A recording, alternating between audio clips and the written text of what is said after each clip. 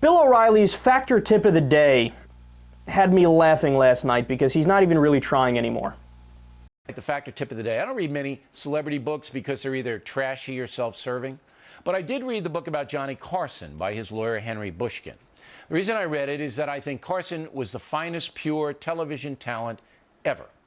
In fact, the best compliment I ever received in this business was from Baltimore Sun TV writer David Zurowick, who actually compared me to Carson in a minor way. Now, the book was interesting and it contains a major lesson for all of us. Apparently, Johnny Carson was a very unhappy person. And the reason I think he was is because he had no spiritual life at all. Not only according to Mr. Bushkin, but also according to friends of his that I know. Carson was a secularist and believed in nothing other than the present moment. That is a recipe for unhappiness. Factor tip of the day. Factor tip of the day, don't be secular. How is that a tip? Factor tip of the day, fuck atheists. How is that a tip? That's not a tip. And then I love how he admits that he's making it up. He says, I think Carson was miserable because of somebody who knew somebody who may have known Carson, who said that he was non-religious, and then I think that because of the non-religiousness he was miserable. Yeah, that's really convincing, Bill.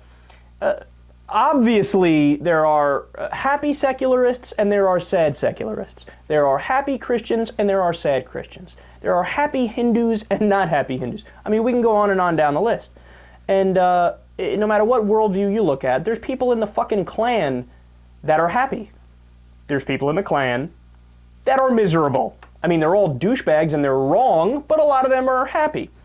And even if we accept what O'Reilly is saying, and there are studies that do say secularists and liberals are less happy on average. I know it's a hard pill to swallow, especially for us secularists and liberals, but you have studies are studies, facts are facts, and there are some studies that say that we are a little less happy.